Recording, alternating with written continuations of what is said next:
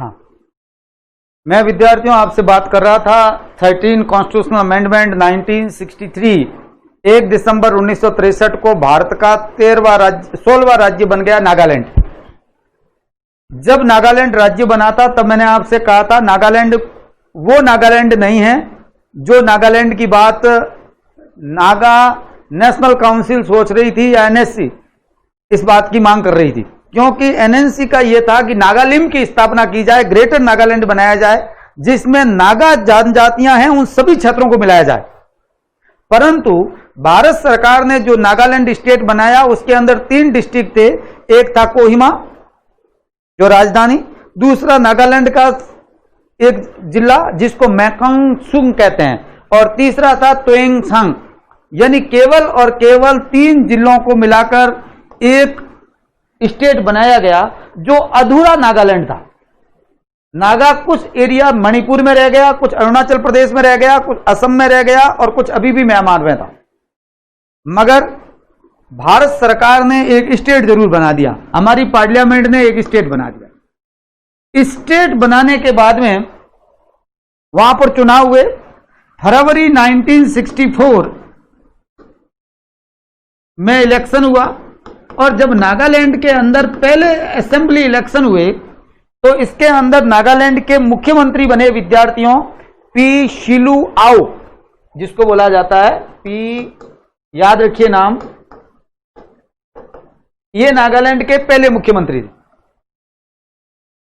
कांग्रेस की जबरदस्त हार हुई और यहां पर नागालैंड के मुख्यमंत्री पी शिलू आओ बन गए।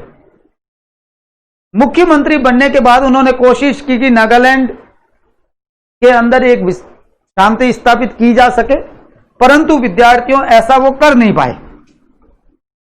और 1964 आते आते नागालैंड के अंदर इंसर्जेंसी तेज हो गई और जब नागालैंड में एनएनसी ने इंसर्जेंसी तेज कर दी, उपद्रव तेज कर दिया, तो भारत सरकार ने वहां पर शांति स्थापित करने के लिए एक शांति मिशन भेजा। और शांति मिशन के अंदर 3 व्यक्ति थे, जिसमें एक का नाम था जयप्रकाश नारायण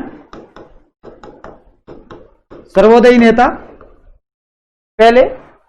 दूसरा विद्यार्थियों नेता थे असम के मुख्यमंत्री बिमला प्रसाद तालिया, और तीसरे एक ईसाई मशीनरी थे जिसका नाम था माइकल स्कॉट।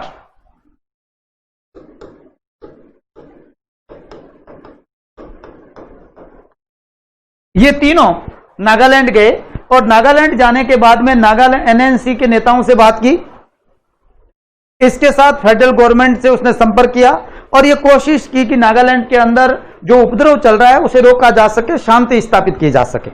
1964 सितंबर के अंदर इस शांति मिशन की प्रयासों से नागालैंड के अंदर शांति स्थापित हो गई, एक प्रकार से शांति स्थापित ढंग की स्थिति हो गई। परंतु 1967 के आते आते नागालैंड में वापस इंसर्जेंसी बढ़ गई, उपद्रव बढ़ गए, मिलिटेंट जो गतिविधियां एक्टिविटीज बढ़ गई। ऐसी स्थिति के अंदर मैं 1967 की बात कर रहा हूं। 1967 के अंदर हिंदुस्तान में बहुत कुछ बदल चुका था। हिंदुस्तान पाकिस्तान को हरा चुका था 1965 के युद्ध में, यानी 1962 का जो भारत की इमेज थी वो अब नहीं रही। दूसरी बात यह है कि हिंदुस्तान के अंदर एक प्रधानमंत्री बन चुकी थी आयरन लेडी इंदिरा गांधी। इंदिरा गांधी प्रधानमंत्री बन गई थी। अब जब इंसर्जेंसी तेज हुई तो इंदिरा गांधी ने मिलिट्री को खुली छूट दे दी कि वहां पर कार्रवाई तेज की जाए। अब सभा के तहत मिलिट्री ने 1967 में वहां की गतिविधि तेज कर दी। 1971 के अंदर एनएनसी का बहुत बड़ा ट्रेनिंग सेंटर जिसको पूर्वी पाकिस्तान कहा जाता था वो बांग्लादेश बन गया। पाकिस्तान की हार हो गई, एनएनसी कमजोर होने लग गया, भारत मजबूत हुआ। इसके साथ दूसरी बात, एक खास बात मैं बताना चाह रहा हूं कि 1975 के अंदर इंदिरा गांधी ने एक काम और किया। सिक्किम जो भारत से एक अलग क्षेत्र था उसको भारत के अंदर मिला दिया और भारत का 22वां राज्य बना दिया। 36वें संविधान संशोधन अधिनियम द्वारा इसे 22वां राज्य बना दिया। नागा गुट जो था, एनएनसी था, इसके अंदर यह इमेज गई कि वास्तव में भारत से हम अलग नहीं रह सकते, हम भारत के अलग रहकर ही, भारत के संविधान के अंदर रहकर ही हम भारत में स्वायत्ता मांग सकते हैं। और एनएनसी ने मजबूरन भारत सरकार के साथ 11 नवंबर 1975, ध्यान रखिएगा विद्यार्थियों, खास बात बता रहा हूं, 11 नवंबर 1975 को एक समझौता किया जिसको कहते हैं शिलोंग एकॉर्ड या समझौते के नाम से जानते हैं। इस समझौते के अंतर्गत भारत सरकार के साथ एनएनसी ने यह माना कि हम भारत के संविधान को स्वीकार करते हैं। पहली बार ऐसा हुआ कि नागा ग्रुप ने यह माना कि भारत का संविधान को हम स्वीकार करते हैं और भारत के संविधान के सर्वोच्च मानते हुए हम उसके अंदर स्वायत्ता मांग रहे हैं। यह पहली बार हुआ और 1975 में यह अकॉर्ड हुआ। इस अकॉर्ड पर साइन करने वाले जो व्यक्ति थे वो फिजो के भाई थे। फिजो उस समय लंदन में थे। और इसके साथ मैं आपको एक बहुत खास बात बताना चाहता हूं। वो बात यह है कि इस अकॉर्ड के अंदर जो बात थी, यह समझौता एनएनसी कर रही थी वर्सेज गवर्नमेंट ऑफ इंडिया के बीच का था। इस समझौते पर हमने भारत के संविधान को स्वीकार किया एनएनसी ने, परंतु कुछ नेता, नागालैंड के कुछ नेता पेइचिंग में थे, जो कि 2000 किलोमीटर दूर नागालैंड से थे। वो शिलोंग से 2000 किलोमीटर दूर पेइचिंग में बैठे हुए ये मांग कर रहे थे कि जो एनएनसी समझौता कर रही है उसको हम स्वीकार नहीं करते। और उसमें खास नेता थे, एक का नाम था मुइवा, खापलांग, नाम सुना होगा आपने, नहीं सुना है तो याद अब कर लीजिए, और एक थे इशाक। ऐसे 140 लीडर एनएनसी के थे जो एनएनसी के इस समझौते से नाराज थे।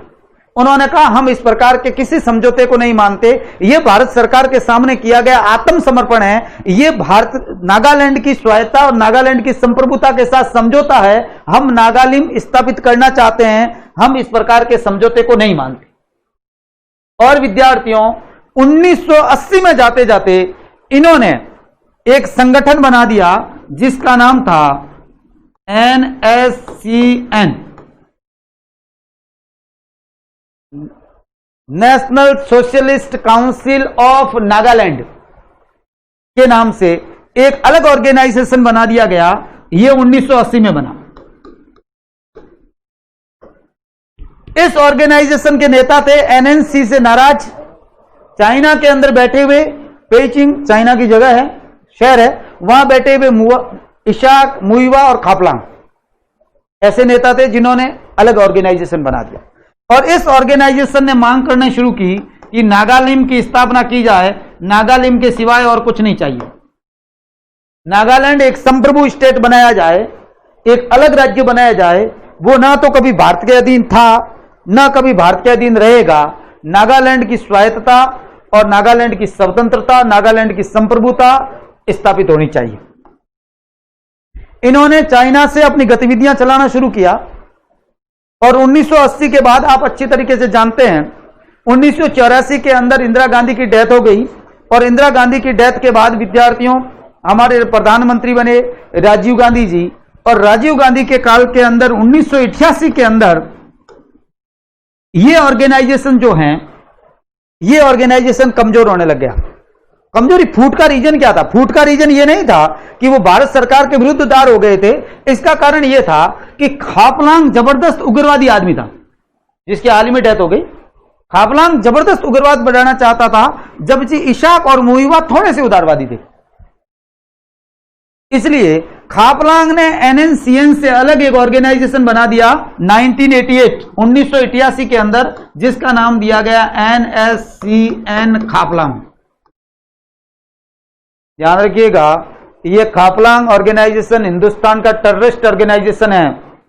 मैं आपको जानकारी के लिए बता दूं, अनलॉफुल प्रिवेंशन एक्टिविटीज एक्ट के तहत इसे भारत सरकार आतंकवादी संगठन घोषित कर चुकी है।